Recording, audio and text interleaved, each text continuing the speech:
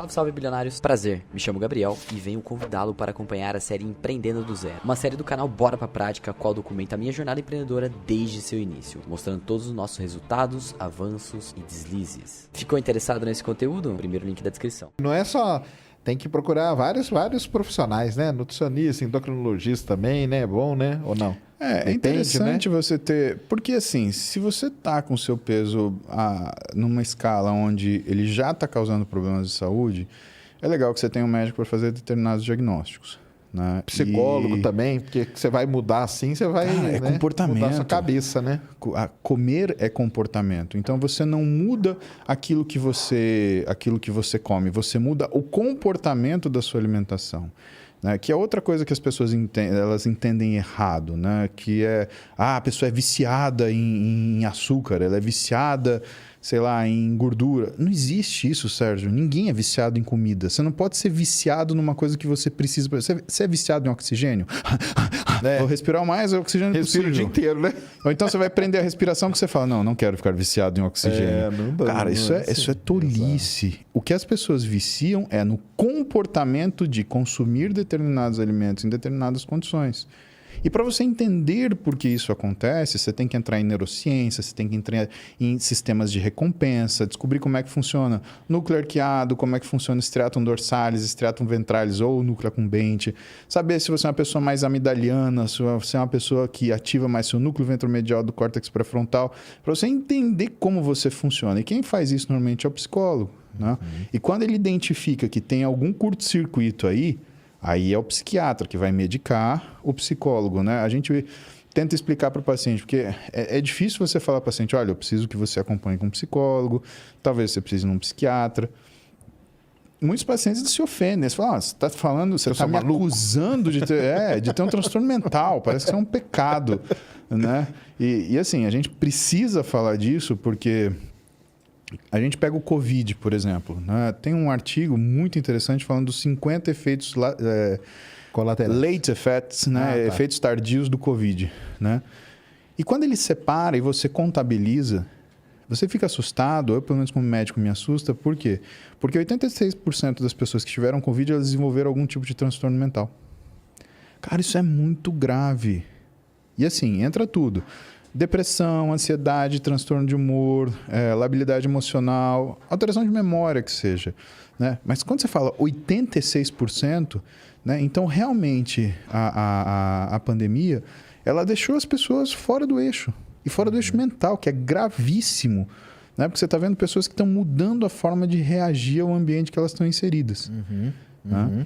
Mas voltando falando isso para as pessoas, né? Elas às vezes se sentem ofendidas porque você recomenda que elas tenham acompanhamento mental. Gente, a gente está em 2020, né? Se você não reconhecer que seu cérebro é uma ferramenta, meu amigo, você está ficando muito para trás. Eu mesmo, cara, eu faço terapia já um bom tempo e toda segunda-feira eu tenho meu horário com o meu terapeuta e converso com ele no sentido dos desafios que eu enfrento. E ele é um cara muito bom em terapia cognitivo-comportamental e que suporta o que é a carga que eu trago para ele, que não é uma carga, né, simples. Né? Por exemplo, vamos pegar ontem e hoje. Né? Ontem eu liberei meu último paciente às 20h20. 20h30 eu estava dando uma aula num congresso estudantil para mais de 3.000 pessoas. Caramba. Falando sobre soft skills. Né? Se você quiser, depois a gente fala sobre isso também. Então, isso é legal, sim. A gente estava falando sobre soft skills. Terminou, eu precisei gravar 2 aulas para o curso de um amigo meu, Belmiro de Salles, que é um exímio profissional de educação física, professor, doutor, trabalha na FRJ. E eu tinha que gravar 2 aulas para ele. Fiquei gravando aula até 1 e pouco da manhã. Beleza. Só que hoje de manhã eu tinha a cirurgia de uma paciente minha que torceu o joelho e mandou embora o que era o cruzado anterior dela, menisco, né? Fora que fez uma operação ruim nos Estados Unidos, por uma síndrome do túnel do carpo, que tinha ficado uma porcaria e ficou sequela. Então, hoje, 4h45, eu estava de pé, tomando banho para acordar. Por quê? Porque eu precisava ir para o hospital operar ela, né? Então, fui lá, encontrei meus 2 chefes, a gente planejou tudo.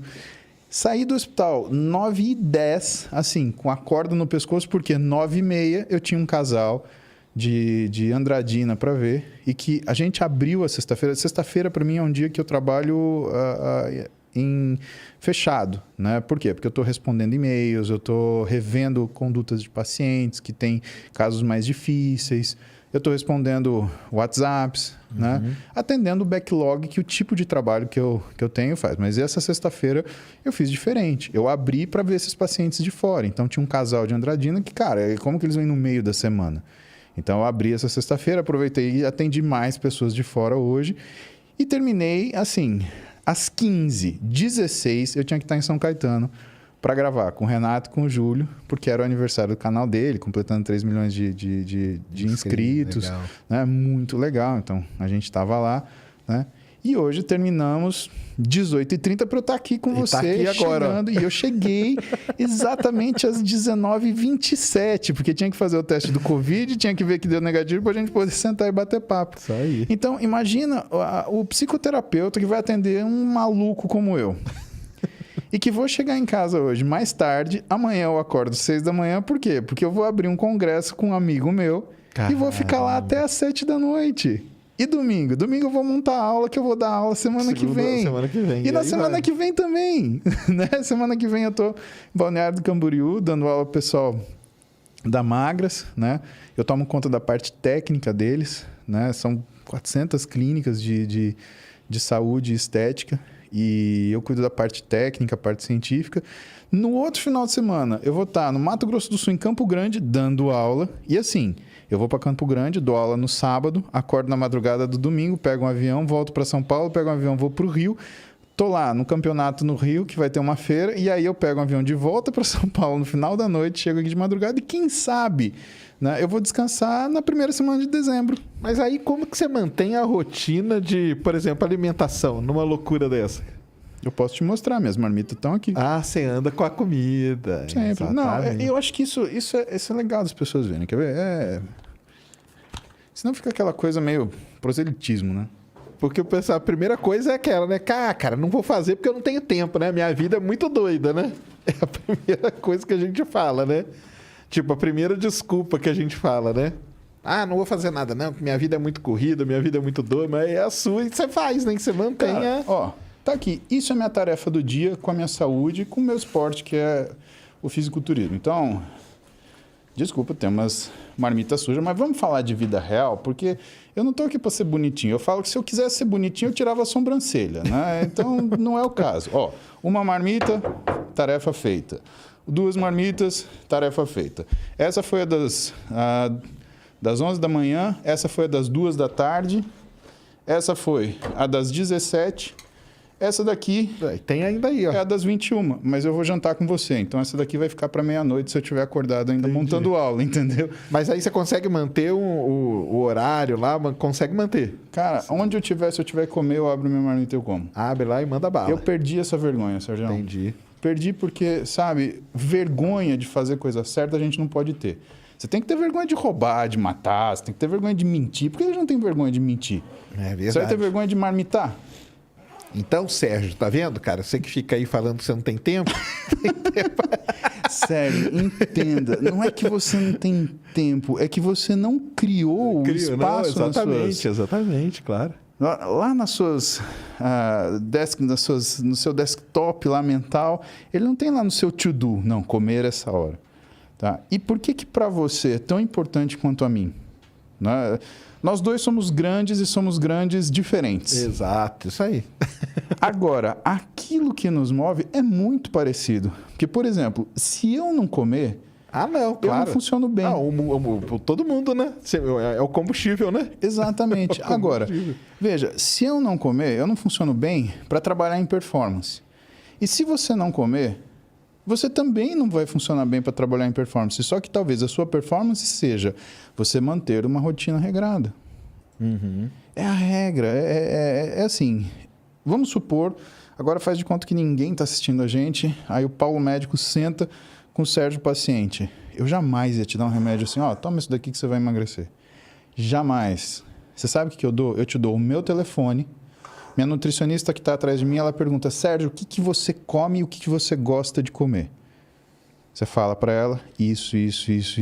Se você não tiver nenhum sintoma, se sua saúde estiver perfeita, se você não tiver uma alteração metabólica, uma alteração glicêmica, uma alteração de lípides, né, risco cardiovascular baixo, ou seja, se não tem nenhum motivo para te medicar, porque você não está em risco, você vai sair do meu consultório com uma dieta que você come o que você está acostumado. A única coisa que a gente vai fazer, a gente vai te ensinar janela, fracionamento e horizontalização. Enquanto você não sair disso, a gente não move adiante. Entendi. Tem um monte de profissional que reclama que não tem bom resultado. Por quê? Porque ele acha que, primeiro, criar uma rotina de alimentação do paciente é colocar restrição imediata. Ah, você vai lamber 2 amendoim às 7 da manhã e chupar um caroço de manga às 2 da tarde. Pô, Sérgio. Não dá, né? Quem vai fazer isso em sã consciência? Você é um cara, vamos estimar, quanto você está pesando hoje? Desculpa te perguntar, não sei se isso te incomoda. Ah, não incomoda. Cara, devo estar aqui uns 150, 160, por aí. Legal. O cara de 150 a 160, você deve comer mais ou menos aí umas 6 mil calorias dia, 7 mil calorias dia, alguma coisa assim. Vamos supor que coma, tá? Se a gente for ajustar o que é a dieta para o seu peso de massa muscular, o déficit é muito grande. Certo. A gente não faz isso. A primeira coisa que nós fazemos é acertar a sua rotina alimentar. Sérgio, primeiro objetivo, não é perder nada. O primeiro objetivo é, você vai comer tal hora. O que eu vou te dar? Meu telefone. Se você quiser me xingar porque você não consegue, eu prefiro que você me ligue para me xingar. Pô, Paulo, 9 da manhã, não consigo comer essa hora. Sabe por quê? Você vai lembrar de comer. Qual que é a tua ferramenta principal? É o teu smartphone, por exemplo, que vai ter um alarme. Hora de comer, hora de comer, hora de comer. Esse é o teu objetivo, essa é a tua ferramenta, esse é o teu tratamento. É aqui. A dieta, Sérgio, é do pescoço para cima. É isso aí que o pessoal fala mesmo. Quando a gente conseguir acertar a sua janela alimentar e você tiver uma hora para começar a comer e uma hora para parar de comer, que você falou assim, não, beleza, minha última refeição vai ser às 20. Perfeito. Hora de ir para o segundo passo. Sérgio, vamos pegar tudo que você come. E agora a gente vai colocar em horário. Sabe o que vai acontecer? Vai acontecer igual aconteceu com um amigo meu que é nutricionista muito hábil, né? Daniel Coimbra. Daniel é um nutricionista de Fortaleza e que ele é aquela coisa do cearense. Ele tem umas sacadas, cara, que, sabe, é impressionante, né? Eu brinco, eu falo assim, cara, não mexe com o cearense. O dia que você tirar uma pirada com o cearense, você vai se arrepender o resto da vida. Porque os caras, eles não é que eles estão montando com a farinha. Eles já foram na festa, sopraram as velhinhas, comeram o bolo e estão dando risada da sua cara. É. E ele atendeu um paciente muito desafiante. O paciente falou para ele assim, olha só, eu só como Big Mac. Aí, ó, aquele filme lá, né, que tem, né? É praticamente o Super Size Me. Isso, né? Super Size Me. E aí, o que ele falou pro cara? Ele falou, tá bom. Vamos fazer em cima do seu Big Mac, né? Então, macho, você vai comer Big Mac. Aí, ele falou, só que é o seguinte, como que você come esse Big Mac? Ah, eu como 2 Big Mac na hora do almoço e como 2 Big Mac na hora da janta. Ele falou, então tá bom. Então, você vai fazer o seguinte, são 4.000 quilocalorias, cara. Porra, 4.000 quilocalorias são calorias, tá? Ele falou para o cara, você vai fazer o seguinte, você vai comer, só que você vai tomar café de Big Mac, você vai comer Big Mac no meio da manhã, Big Mac na hora do almoço, Big Mac no meio da tarde, muito obrigado. E Big Mac na hora de dormir. E o sujeito fez. Deu 3 semanas. O sujeito ligou para ele, pô, Daniel, não tô aguentando mais comer Big Mac, pô. Essa porcaria aqui, não aguento sentir o cheiro. Aí ele falou, ótimo. Pronto, agora tá pronto pra mudar, né? Só que você vai continuar comendo essa porcaria, eu só vou trocar uma refeição. Pelo amor de Deus, troca tudo. Não. Aí ele trocou uma. Trocou uma refeição, passou 3 dias, o cara ligou pra ele e falou, não posso comer toda essa refeição. E ele fez uma refeição que era uma refeição com comida, arroz, feijão, mas trocando a caloria. Entendi. Que é o alvo principal do nutricionista. Você entrega para ele, por exemplo, vamos supor que o dinheiro do nutricionista são calorias. Então, eu tenho, sei lá, nessa lata, 1.000 calorias de valor. Se eu não comer, aliás, se eu não tomar essa lata, o que eu posso comer? Ah, eu posso comer todo esse prato aqui de sushi sashimi. É mais ou menos que nem aquela brincadeira do Silvio Santos, que ele fala assim, você aceita trocar esse carro zero assim, né? por uma bolsa furada? Aí o cara, sim!